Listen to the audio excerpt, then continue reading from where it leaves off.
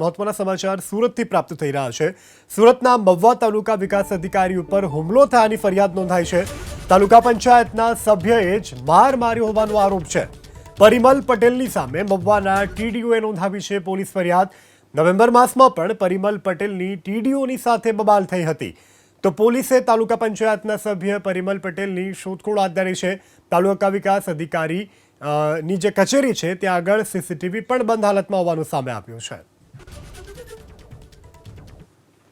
પરિમલ પટેલ નામનો ઈસમ જે અંદર એની ચેમ્બરમાં ઘૂસી અને ટીડીઓશ્રીને માર મારેલ છે અને જેની માર મારીને તેઓ નાસી છૂટ્યો છે, એટલે એ બાબતે ટીડીઓશ્રીને અમે ફરિયાદ દાખલ કરવામાં આવી છે।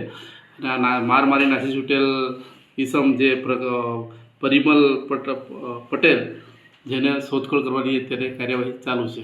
અગાઉ પણ એને આ રીતે જ ટીડીઓશ્રીને ચેમ્બરમાં ઘૂસી અને એને માર માર્યો હતો અને આ વખતે પણ એને આ રીતની કામગીરી ગુનો કર્યો છે એ બાબતે।